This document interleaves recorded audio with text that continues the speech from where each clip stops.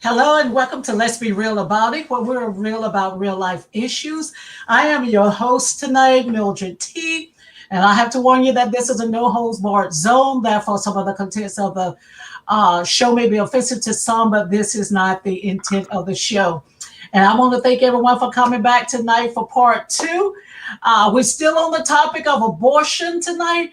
But before I introduce my guest, I want you to go on Amazon. I want you to put my name in. I want you to order my book, Truth, My Closet Secrets Revealed.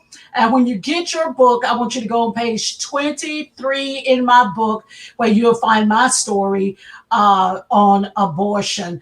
And you can see the mental torment that I suffered and how I overcame the guilt and the condemnation. And I also like to say to every woman or young lady who may be contemplating or planning to have an abortion, I want you to order a copy of my brochure, Hear Me a Cry from the Wound. And you can see how God woke me up one morning and there was in the spirit realm a baby speaking out from his mother's womb saying, my voice is silent, it can't be heard, I cry, you can't see my tears because I'm a mystery growing in the womb. And hear the story of this child speaking from the womb of his mother.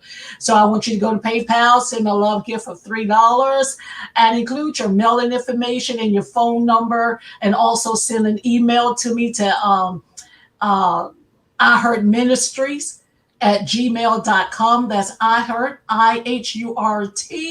Ministries, MINISTRIES at gmail.com. And make sure that you put in there, your information too, as well as in the email to where I can mail it to you, because I'm excited for you to get it in your hand, because every young girl who, coming into their womanhood need to understand, what they're doing when it comes to having an abortion. And I'm so glad for my guest tonight, who just opened up her life and just transparent last week and just telling her story. So I want you to put your hands together along with me, all the guests along with me, as I introduce my special guest for tonight, Carlise Oglesby. Welcome back, Carlise, to the show. Thank you for having me back. I'm glad to be here. Yes, girl, let me tell you, so many people was talking to me last week about your story, those that heard it, and even administered to a lot of the guys, that listened to it, or I may have talked about it too, and they were saying, well, my girlfriend had an abortion, and it just opened up liberty. Yes. For people to talk about, this is what I experienced, this is what I went through, and just gave them that sense of, I finally got somebody that I can open up and I can talk to about this, who have experienced the same thing that I have experienced. So thank you for your transparency. Thank you for coming on the show, and thank you for showing up to part two, because it was so heartfelt last week. And just quickly before we get into it, I want you to tell the people a little bit about yourself. Okay. Single mom of two boys, two amazing boys from a small town in Northeast Georgia, and one child of 6. So it's 3 boys and 3 girls. I am the baby girl. I enjoy reading, listening to all types of music, and writing. So, and playing sports with my boys. So I did play basketball at the collegiate level. And so we play a lot of sports and watch a lot of sports in my house, go to a lot of sporting events. So thank you for that. And just for those who didn't get to watch part one, just a quick review of a brief review of what was talked about not last night, but last week, when you found out that you was pregnant. You came home, you found out that you was pregnant. Well, you went to the doctor, found out you was pregnant. You came home from work one day, your boyfriend at that time asked you when was the next day that you were off, and he proceeded to tell you that he had found an abortion clinic in Charlotte, North Carolina, and gave you the day and the time. If I'm not mistaken, it was the very next day.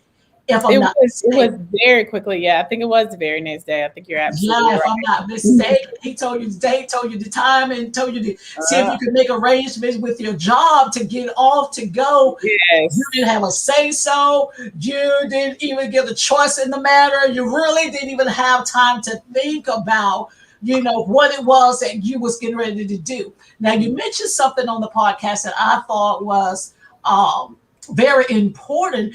You mentioned in your podcast that when you got to the abortion clinic, that you were signing papers and not understanding what it was that you were signing, and also talk about you going to see the counselor and she wasn't trying to, I guess, stir you in a way to where, really think about it, really take the time to think about it. But she was more on the side, yeah, go ahead and get this done. So I want you to talk a little about that. Yeah, so you get there and you have to, of course, like waive all these things, your rights or whatever. Not necessarily your rights, but you waive. I can't remember the details of the waiver because it's still, it's such a traumatic experience. Some of it you just kind of block out. However, when you get to that place, the counselor is for the clinic at the end of the day. It's not about turning away at that point business. And so as I've grown as a more mature adult, because I was an adult then, you learn, you understand, and you begin to realize that at the end of the day, even when you make a decision like that to go to a clinic, no one that can steer you in the other direction is working in that place. Yes. And so there's not a representative. And if there is one in that place, if anyone is considering an abortion and you go to an abortion clinic and someone is there to steer you in another direction, that's your ram in the bush. Leave. Because no one that's working there is going to try to get you to keep your baby. They turn the monitors away, they turn it down, so you don't have any emotional connection to the child that's inside of you that they're getting ready to remove. So yeah, that was and it further made me feel alone, like unsupported, and so it's a very, very difficult place to be. And like you said, I shared, I finally told my daddy yesterday about, I have not sent him the link to watch it, but I will. And I think we take people around us for granted, because when you are in a situation where you're making a decision like that, it's life altering. To be honest, you think that people are going to judge you, and that's why this platform is so important. If I had been able to listen to a conversation like this 16 years ago or more, I probably would have felt way more comfortable going to my dad and saying, hey, listen, I'm pregnant and I'm considering aborting the baby. And he would have told me, like he told me the other day, I would have helped you take care of that baby. And you take for granted that there are actually people out there that aren't going to judge you. And the more you share your story, people are going to say, hey, that happened to me. I was so ashamed. I've never talked about this before. And then they see other people, like me, like yourself, who's experienced things like that. And that gives them hope, And so, so I had several people tell me that they had done it before and that they felt better, and I need to share the link with them. But I will be very transparent in saying that I was trying to send this link to one of my friends and it went to my ex-husband. And that was the first time that he's actually even heard me tell my side of the story. And I sent the link to him that same night. And he was like, I've seen this already, because we share links about the boys all the time. So I'm sure he thought it was something that me and the boys had done. And then so he finally listened to it. And I told him, I said, this is my side of the story that you just weren't willing to hear. And I told him, I said, I just don't have any remorse or any shame anymore. It was actually more liberating, even more liberating after being able to be very transparent last week. I felt more free. And although I've had a conversation and spoken and done the podcast before, we grow every day. If we're intentional about like wanting to change our lives and wanting to be whole and heal, you experience growth every day. So from 16 years ago till now, and even from, 5 or 6 years ago when I did the podcast until now, there's been tremendous growth. And like every bit of shame, even if there was some residue, a small little bit, residue is just a little bit, but you can still see something's there. Mm-hmm. If there was some residue of shame left, there's no shame anymore. Amen. And I told him, I said, I stand firm on my truth. And it's not going to change. And he's been super quiet. So I pray that he's taken that time to process how that impacted my life and even the lives of our boys, because they have a sibling that's not here. Yeah. Because before I wrote my book, I knew that, I was going to have to talk about my life, and that was a part of my life.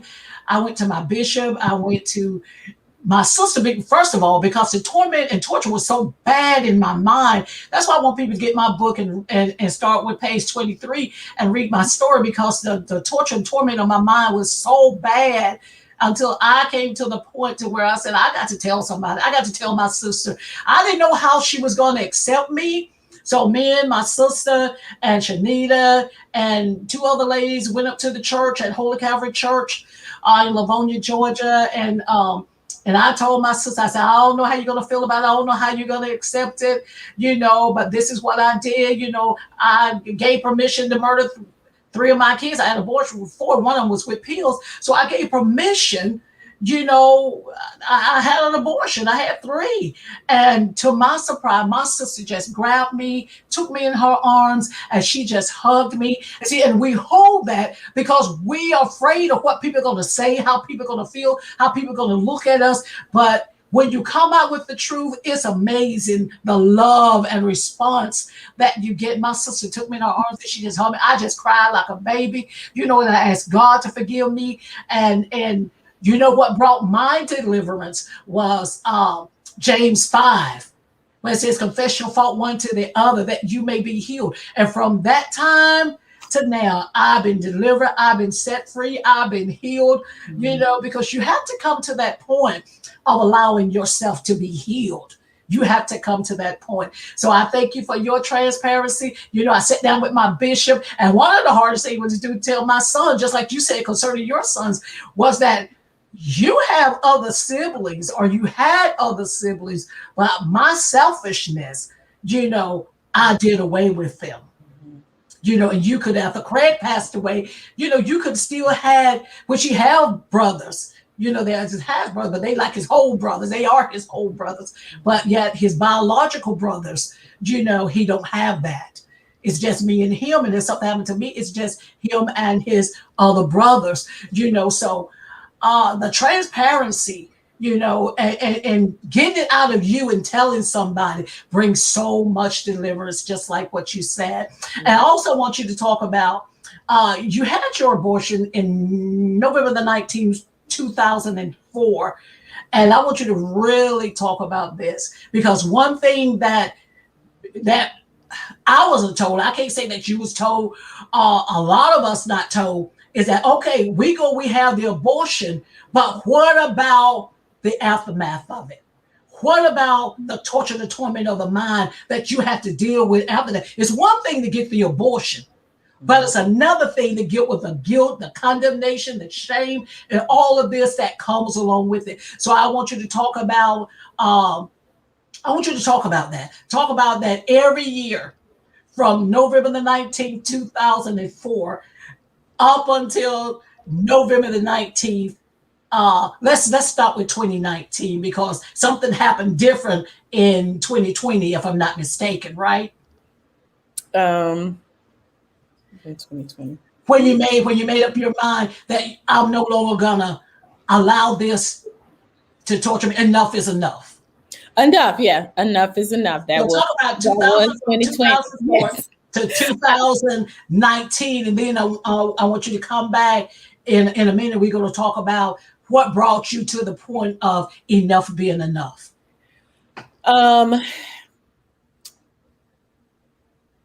Okay, so I think for me, like after having after being told, like my voice was gone.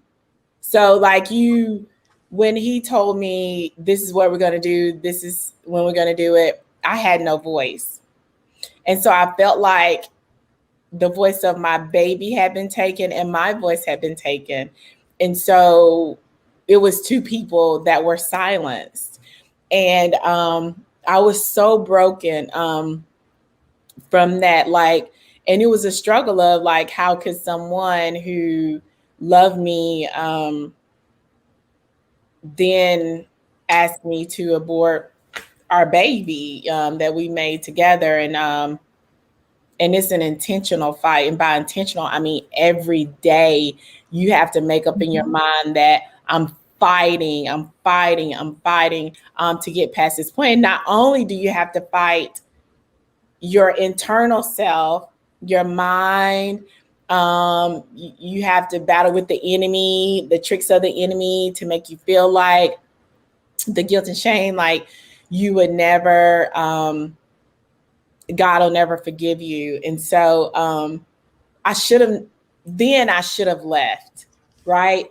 If I'm with this man and he asked me to have an abortion and I stay, even the way he treated me, like if there was a discussion and we came to that agreement on our own, this conversation would be different. But if there was no discussion, there was like, I'm going to take you here. And I allowed him to take my voice. So then I had to fix me. I knew at that point there was something broken in me that allowed someone to tell me what I was going to do with my voice and the voice of my unborn child. And at that point, I knew that I had no strength as a woman. And women, we are some of the strongest people, you know. And so I had no strength, and that needed to fix. I needed to heal that part of myself, and I couldn't identify where that came from, because what I did know for sure that there's always a root cause to everything. And so I needed to identify where's the root cause. And I knew that it did not start with him. So then I had to dig deeper, because I was already broken when I got to him, because I'm a firm believer that you attract where you are, who you are in your life. And so I learned that he was broken too. And so every year, every November 19th, every May 31st, at the first year I was sad and would cry, and I couldn't figure out how to get out of this place. And of course I knew God and I know God, but I didn't know God intimately to where I knew he would comfort and care for me. And so it was a constant fight. And excuse me. And when he asked me to marry him, I was like, oh my God, this is it. This is it. Like, you've forgiven me. He's going to marry me. We're going to have more kids. And we did have more kids, but that didn't fix the issue. He was the same man that was capable of telling me, we're going to have an abortion. We're going to, this is the day we're going, and this is what you're going to do. And so at that point, I found something else, and I knew I needed to leave. And so I had to figure out, like, how do I forgive myself? How do I forgive myself? And the only way I can forgive myself is to start to tell my story, and to put it out there and to help someone else. And at that point, I knew that there was purpose in me experiencing that and having the strength to stand firmly in my truth, because that's important, because you can have people around you who tell you, hey, don't tell that. Your life is supposed to be between you and God. No, that's not the truth. We experience life to give our testimony to help bring others out of the place that I was in. And so I even had a conversation with one of my friends even last week, and I was so excited, telling her about how I had this experience with you. And I was telling her, hey, this is what I shared. And she was like, no, that's supposed to be between you and God. And I'm like, but it's not, though. Some details are very much so private. You protect the integrity of certain things because we share kids together. However, if there was a woman that would have had that conversation with me, it would have saved me, brought me out of darkness quicker. And I said, I want to give someone the same thing that I needed as a young 16 years ago, 28. I was 28. Yes. That's too old to be making that type of decision or allowing someone to make that decision for you. And I told her, I said, I have to disagree. I have to disagree because I understand that God brings us to a place that he trusts us. And that's where I got to a place where I realized, okay, God, if you trust me enough with this pain so that I can heal someone else, then I am grateful, because when I think about like pain and stuff that God takes us to, I always think about Job and how he suffered so much. And that's one of my favorite books because the suffering strengthens you. It puts you in a place where you can be a voice for broken people, and you can help people fight out of a place where they don't think they have the strength to come out of. And that God, when God takes us to that place, he trusts us enough to experience it and get to the other side and reach back and bring someone along to glory with you.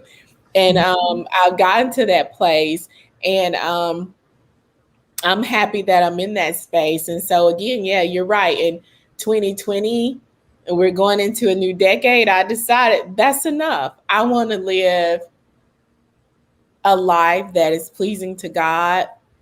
I want the decisions that I made to be based on biblical principles. And I want my boys to be able to look at me and think that I am so proud and I am so happy that God decided to make her my mom. Amen. Amen. Amen. Because it can be, because the fact has been argued that in women's right that we have a right to do with what we want to do with our body. And that is so true. We have a right to do what we want to with our body. But the abortion that we have, that's not our body. That's Yeah, the body. yeah. That's not our body. Yeah, that's it. We make a decision for somebody else's body. That body is attached to us, but we make the decision for somebody else's body. And I was just thinking about that this week. I said, Lord, you know what? That's not my body. That's not my body. That's that child's body. Because when that child is birthed, that child come out of a hole with a body of his own. It's not my body. I have a right to do with what I want to do with my body.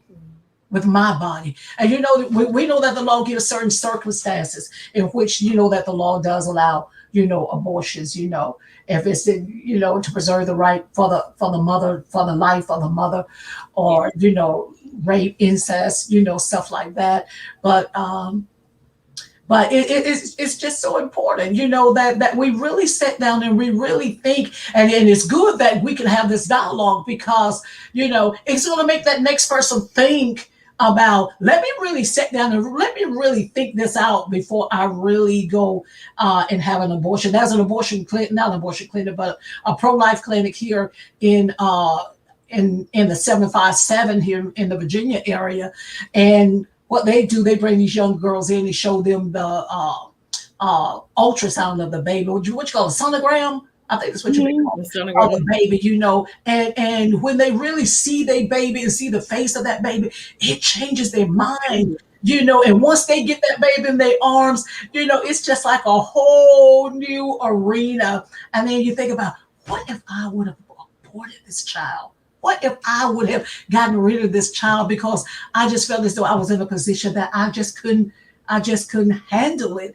But God always makes a way. There's people always ready to adopt, babies and stuff. So I don't want to keep going on because I want to give you time to minister to the women, and I think maybe you have elaborated on this a little bit, but what brought you to the point of enough is enough? And I want you to just talk to some of the young girls that may be out here, some of the young girls that may be listening. Sisters Alive show may be listening, and because it's broadcasted, across the world. So there's a lot of people saying right now between a yes and a no. Should I not? Trying to make a decision, and they just need to hear somebody else say, you know, don't do it, don't do it, don't do it. But I'm gonna give you the opportunity just to minister. And we got like, so if you could take maybe 3 minutes to just minister to the people. I always talk about what I would tell my younger self. And so for everyone that's out there, I'm just going to pretend that you are my younger self. Um, your voice matters. All of our voices matters, even the unborn child, their voice matters. I think that as a woman, if you're somewhere in between or in struggling on what decision you need to make, you need to take time and just pray and think about, like, how will this affect me in the long run, like, and why, and how did I get to the place to make this decision? The abortion is not it's the effect of something deeper in you. And so I challenge and charge you all to go deep within and decide, what is it inside of you that is so broken and hurt that you feel like you don't deserve to be a mother? Because that's, as a woman, that's one of the highest callings on our lives. And so we just need to, I wish someone would have told me, Carlise, dig a little bit deeper, because the abortion is not about it. It's an effect of something much deeper rooted inside of you, and get to that place and care for that issue and heal. You have 9 months to heal, and no one's asking you to be a perfect parent, but if that is who God called you to be, you accept that part of your life. He's already equipped you for it. And he's going to take care of you. I am a witness, and I stand firm on that. And someone who's already made the decision and decided to have an abortion, like myself, that's not the end of the world. God is a forgiving God, and he will get you to the other side of that. And I challenge and charge you all to do the same thing. The abortion is the effect of a root cause. And so go deeper and figure out, what was it in me that made me feel like I wasn't enough. I wasn't enough to be a mom, to accept that call on my life. There's a deeper issue. There's a deeper issue there on both sides. It's the same. If you're considering it, there's a deeper issue. If you've already done it, there's a much deeper issue. And mine ran a lot deeper, especially when I made the decision to get my tubes tied, get a tubal done. I still had that issue. And as I cared for that issue and I healed from all those issues, I'm even considering having a reversal done. Because, hey, I may want to have a kid later on. Who knows? I may remarry. I don't know. But if God wants me to be a mother again, it'll happen regardless. And that's to anyone out there that's struggling with, am I ever going to have another child? Will God forgive me? I'm here to tell you, yes, he does. He will forgive you. He will forgive you. He will forgive you for thinking about it, considering it, and he will forgive you for actually doing it.